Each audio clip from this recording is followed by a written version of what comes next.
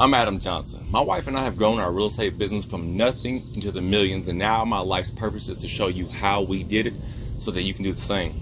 Starting this month, I'm uploading a ton of free and very helpful videos that will be your step-by-step guide to starting an Airbnb business utilizing our go-to property acquisition technique called Subject to. Follow along these course videos, take notes, and dive into the exciting, challenging, yet very rewarding world of real estate investing with me, Adam Johnson. Enjoy. Who is my subject to seller? Today we're going to talk about how to find motivated sellers, what type of properties are going to fit your criteria. You may be surprised. And also some of the common scenarios that we've dealt with, as far as subject to sellers, the divorcees, military leaving the area, all types of stuff. So let's jump right into it. Here we go. So first thing first, motivated sellers, okay? Please understand that you are a niche home buyer. You're not looking for every single house. You're not looking for every single seller. You're looking for sellers or properties that meet with your criteria. In many cases, one of the main reasons we're able to buy a home subject to is because a lot of the houses we bought don't have enough equity for the seller to sell the house outright. Now, what do I mean by equity, okay? Let's look at equity. Means spread of what a property is worth versus what a homeowner owes. So for example, okay, let's say that I buy a property for $200,000, okay? I only have it for 2 years, okay? Let's say that I pay down the mortgage down to $197,000, because it's surprising how much you don't pay down that mortgage for the first few years. So let's say in 2 years I pay down $3,000. I owe $197,000. Let's say, for example, that same property appreciated, meaning went up in value, let's say $10,000. Okay, so now the house is worth $210,000, but you owe $197,000. Okay, now let's talk about closing costs. Okay, so what is closing cost? When I account for closing costs, I account for 10% loss. What I mean by that, I say that's going to cost me as a seller to sell a house traditionally 3% for my realtor, 3% for the buying realtor, and then 3.5% to 4% for closing fees, title docs, and those types of things. So the way I do our math is every time we sell a house or every time a house is sold, we calculate 10% of that money going towards closing costs. So in this scenario, if a homeowner has a property that can be sold for $210,000, that means they have $21,000 of closing costs, okay? All right. So if they owe $210,000 minus $21,000, that puts you down to $189,000, okay? All right. So that means that'll be your takeaway. But in this scenario, the homeowner that's selling the property owes $197,000, okay? So that is $8,000 that they have to come out of pocket at closing to get this house sold. You understand? I hope you understand the way that math breaks down. So the house is worth $210,000 at 10% closing cost. That's $21,000. That puts us down to $189,000 is what the take-home money is for the seller. However, the seller has to pay off their mortgage first, which is $197,000. So this seller has to come out of pocket $8,000 in order to get this house sold.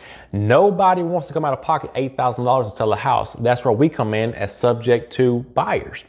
We're able to offer this seller in this scenario a way to sell the property without paying any closing costs in most scenarios, most situations, depending on the house and many other factors. But the seller is happy to give you their burden of paying this mortgage, taking care of the property, and they can just ride off in the sunset, going about their business, buy their next house, whatever they're going to do, okay? So the majority of our properties are based on that exact situation where a homeowner had a property for too short of a time for it to appreciate, for them to be able to sell the property and cover that 10% closing cost without coming out of pocket. That's the majority. We probably bought about 80% of our properties due to that factor alone. Another reason that another motivated seller that we've dealt with many times is they're moving. Many people, because of their job, be it military or whatever the case may be, family, they're moving out of the area, and they're moving on X date, regardless of whether they have their house sold or not. So if you can offer them a get out of jail free card is what I call it, so that they can move out of the area without worrying about this mortgage, this house, these possibly tenants that they have to deal with, they don't want to deal with while they're 2 states away. We're able to come in and take over the properties. We've got many of those houses as well that they've moved out of the area for whatever reason. And then another reason that we've been able to acquire properties, unfortunately, people lose their jobs sometimes. And they lose their jobs, either they stay local or go elsewhere, but whatever the case may be, they cannot afford this property. So instead of them getting behind on payments and the property going into foreclosure and probably destroying their credit, we're able to come in, again, offer them a get out of jail free card, take over the property, get new tenants or whatever the case may be, and save their credit in many cases. We have prevented probably about 30 sellers prevented their credit from going down the toilet because we prevented foreclosures. We helped, we assisted, getting that $1,000 burden a month off their shoulders so that they could focus on other things. So it's a unique way to be able to help people in a bad situation so that the situation does not continue to get worse for them. Another reason we bought homes is because people outgrow their houses. Here in a military town in Clarksville, Tennessee, it's not uncommon for a military family to have 3, 4, or 5 kids, and they began in a 3-bedroom house. So they bought a house with 2 kids, a 3-bedroom, 2-bath house. They have 2 kids, and next thing you know, they're expecting another baby. So they have outgrown their home and they are looking for another option. And here we are again, subject to able to take over the property. They can find another bigger property, and it works out for everybody. And then another reason we bought probably 5 houses for this reason is tired landlords. Landlords who have moved out of the area, or even if they're local, they're tired of dealing with bad tenants, unfortunately. So we go in, we assess the property, we get a visual of their contract with their current tenant. We determine whether we're willing or not to take over the current tenant contract, because you have to assume that contract. You cannot just void that contract because you're a new homeowner, and that's one of the legalities you'll talk to an attorney with as well. So we have bought 5 or 6 houses with a tenant in place. We've assumed that contract. We've taken over that tenant, and the rest is history. And those are great ways, again, to help people that are in a less than desirable situation. Some people just don't like having houses and they don't like having tenants. Many people that moved out of the area, they did so because they had to, whether it be a job, military, or whatever, but they had this house they couldn't get rid of, so they got a friend or family member to rent from them. And by the way, in business, this is Business 101. It's a tip for you guys, side tip. I do not recommend ever doing business with friends or family. That's the one freebie for today, outside of the normal class. If you do business with friends or family, take this, put this in here. If you do business with friends or family, I will always make my friends or family do the same contracts, the same rental agreements, the same everything as if they were brand new. I actually have a friend, Army friend of mine, that's renting from us right now, and we approach this as a very professional manner outside of our personal relationship, and everything that all my other tenants signed, he also signed. We have a great working relationship, and I wouldn't have it any other way. If he had approached us wanting kind of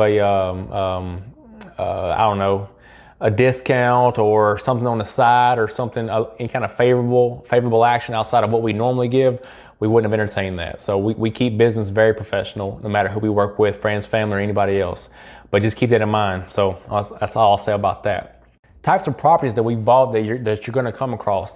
Most people think investors only buy beat up trash houses. That's not the case at all. Now, I will say we have bought a few distressed, ugly houses, if you will, that needed quite a bit of work, but that's not the norm with subject to home purchases. Now, we flip houses. Most of the houses we flip are ugly, beat down houses that we have to put, sometimes $20,000, $30,000, $40,000 into. But our average subject to acquisition, usually relatively livable right now. We may have to do a few things here and there. We purchased properties that did need a few repairs that may not have passed inspections. For example, like VA inspections are very stringent. And they may not have passed those inspections due to many factors. Well, if the house had no equity and the homeowners couldn't afford for the repairs, that's a great opportunity for us to come in. We use that line of credit money that I talked about in a previous course. And we have that access to that capital to fix that property up, get tenants in the next couple of weeks, and let that asset be a positive cash flowing asset. brand new houses. We have bought houses that were 6 months old, okay? You may say, how is that possible? Well, when a person buys a house and for whatever reason, they've lost their job, they've moved out of the area, they've outgrown the house, they need to offload that property. And we've bought almost brand new houses subject to, and still have them today, and they're performing beautifully for us, and they're in great condition, obviously, because they were just built.